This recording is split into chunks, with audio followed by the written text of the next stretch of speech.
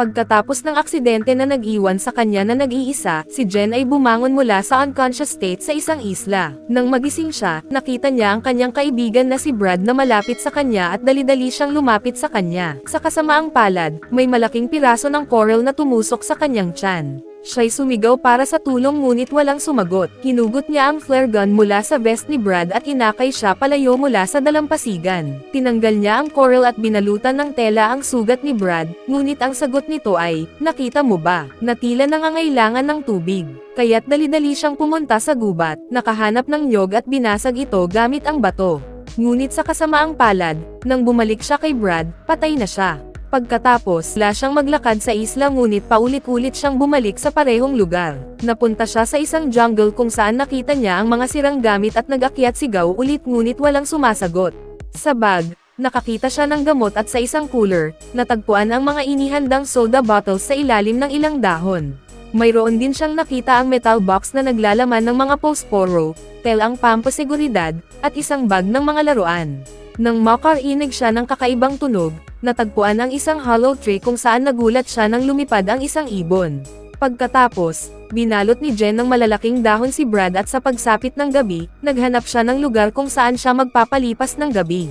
Ginamit niya ang sailcloth bilang tirahan at nagtipon ng tubig ulan. Kinabukasan, nagtaka siya nang makita ang mga patay na isda sa dalampasigan at iniipon ang mga ito sa bag. Nakatagpo din siya ng isang patay na peteng na may malalim na gasgas. Gamit ang bato, tinanggal niya ang mga ulo ng isda at inilagay sa cooler para sa pagkaing susunod. May nakita rin siyang notebook, ngunit dahil sa tubig, halos basang-basa ang mga nakasulat na teksto. May larawan siya ng magkasintahan sa loob, na lalong nagpabigat sa kanyang kalungkutan. Habang nag-explore pa, napansin niya ang mga tambak ng bato at isang cross-shaped na sanga, na tila nagmamalka ng mga libingan. Inspired sa mga iyon, naghukay siya ng buhol sa buhangin para kay Brad, binalutan ito ng mga dahon, at nilagyan ng piraso ng kahoy na may inisyal ng pangalan niya bilang tanda ng libingan. Nang gabing iyon, ginamit ni Jen ang sailcloth na may mga sirang gasgas upang magluto ng isda sa apoy gamit ang mga posporo. Kinabukasan, labis ang pagkagulat ni Jen nang makita niyang nawala ang katawan ni Brad at ang libingan ay puno ng dugo. Tanto niyang may mabigat na panganib sa paligid. Kaya, gumawa siya ng sibat gamit ang bato at sanga. Nagigib din siya ng isang log para magamit bilang suporta habang siya'y magbabantay sa gabi, handang ipagtanggol ang sarili sa harap ng madilim na kagubatan. Si Jen ay unti-unting napapaligiran ng antok ngunit biglang ginaisang ng kakaibang tunog sa kalagitnaan ng gabi. Kahit hindi niya makita ang anuman, inaakala niyang galing lang iyon sa apoy. Kinabukasan, napansin niya ang mga lumulutang na item sa malapit at lumangoy siya upang kunin ito bago bumalik sa dalampasigan. Nagsisad siya at labis na nagulat nang matuklasan ang isang misteryosong butas sa ilalim ng dagat. Hindi siya lumapit sa butas at bumalik sa dalampasigan kasama ang mga item sa isang malito kung saan nakakita siya ng mga damit at nagpalit ng mas mainit na suot. Sa gabi, muling sinuri ni Jen ang kahon at natagpuan ang mga larawan ng mga patay na may-ari. Parinig ng isang eroplano, tumakbo siya sa dalampasigan upang magpaputok ng flare ngunit wala itong pansin sa kanya. Nang mahulog ang flare sa dagat, inilihim nito ang isang matangkad na kakaibang nilalang. Nagmadali si Jen na kumuha ng sibat at nagkubli sa gubat. Hinanap ng nilalang ang paligid ngunit di siya natagpuan at umalis. Kinabukasan, napansin ni Jen na winasak ng nilalang ang kanyang kampo. Habang tinitingnan ang mga lumang larawan, nakita ni Jen ang mata ng nilalang sa background. Wala na siyang ibang magawa kundi magtago sa isang hukay sa buhangin habang nananatiling gising upang bantayan ang nilalang. Mabilis na dumating ang nilalang at hinayla ang bangkay upang pakainin ito. Kinabukasan, ginamit ni Jen ang sailcloth, sintas, at lubid upang gumawa ng hamak sa mataas na puno, na nagbibigay sa kanya ng mas malinaw na tanaw at ligtas mula sa nilalang. Sa gabi, nag-relax si Jen sa hamak ngunit biglang nakitang gumagalaw ang nilalang sa paligid. Hinayla nito ang hamak kaya't siya'y napasigaw at napadapa. Sa gulat, tumakbo siya at hinabol ng nilalang. Patuloy siyang lumalangoy sa tubig habang sinusubukan niyang tumakas. Sa kalagitnaan ng takbo, hinampas siya ng nilalang, tinulak sa tubig, at sa huli ay tumakas ito matapos marinig ang isang malakas na kulog. Kinabukasan, napansin ni Jen ang malalim na sugat sa kanyang binti habang naglilinis at nagbabago ng damit. Napansin niya ang isang life raft sa dagat at mabilis siyang tumakbo patungo dito. Noon ay natagpuan niya ang kanyang boyfriend na si Lucas at ang nobya ni Brad, si Mia. Pinapunta niya ang dalawa sa dalampasigan at niyakap ang magkasintahan. Ibinahagi ni Jen ang kanyang isda at mga inumin, sabay paalala tungkol sa monster. Ngunit hindi sila naniniwala, akala nila'y napapaniwala na lang si Jen sa kanyang iniisip. Ayaw nilang bumalik sa life raft na nagbigay sa kanila ng kamalian sa isip at isolation na halos magpaligaw sa kanila ng isipan. Si Jen ay nagsabi na maghahanap pa siya ng pagkain at hiningi ang Swiss knife ni Lucas. Nang buksan ito upang linisin ang isda, napansin niya ang dugo sa talam at nagduda siya. Paulit-ulit niyang sinubukang kumbansihin ang dalawa na umalis ngunit nagkaroon ng pagtatalo, na nagwakas sa sigawan ni Lucas kay Jen habang abala ang dalawa. Sa kalagitnaan ng gulo, binuhat ni Lucas si Jen at sinipa siya ni Mia sa mukha. Nagalit si Mia at sinaktan si Jen gamit ang isang oar, na nagpatulog sa kanya. Nang magising si Jen sa gabi, natuklasan niyang nakatali siya sa isang puno. Nais niyang humingi ng tulong ngunit tumanggi ang dalawa, at iniwan ni Mia si Lucas upang bigyan sila ng pribadong pag-uusap. Sinimulan ni Lucas ang pagtatalo tungkol sa pag-uugali ni Jen, sinasabing mas masaya siya sa bangka kasama ang kanyang mga kaibigan ngunit hindi si Jen.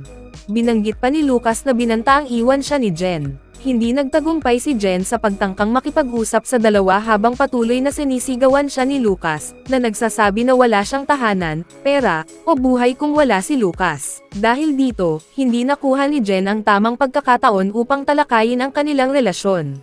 Habang naglalakad si Mia sa dalampasigan, nakita niya ang mga piraso ng isda sa tubig. Bigla na lamang sumigaw si Mia, at nang makarinig si Lucas at Jen, nagmamadali silang tumakbo para magbigay ng tulong. Laban sa lahat ng pangyayari, natagpuan nila ang monster na umatake kay Mia. Pinagsikapan ni Lucas na talunin ang halimaw gamit ang torch, ngunit itinulak siya ng halimaw. Lamusong ito sa dagat, kasama si Mia. Nang makatali si Jen, huli na ang lahat, at natira na lamang ang dugo sa tubig. Kinabukasan, sumang-ayon si Lucas na umalis kasama si Jen sa life raft. Nagtrabaho sila upang manghuli ng isda at lutuin ito gamit ang huling match para sa kanilang mga pagkain. Nang sumakay sa raft, nagulat si Jen na makita ang mga mantsa ng dugo kay Lucas.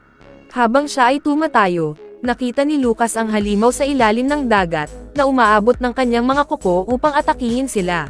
Mabilis na nagkubli si Lucas sa loob ng raft habang si Jen ay nagsil nito. Ngunit hindi pa rin humuhupa ang halimaw, sinisibak ang ilalim ng raft.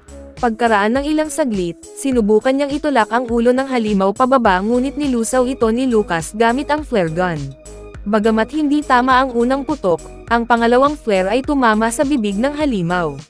Ginamit ito ng dalawa upang itulak ang nilalang pabalik sa dagat. Nang akala nila'y ligtas na sila, muli umabot ang monster sa ilalim ng raft, dragging si Jen papunta sa kanyang hukay sa dagat.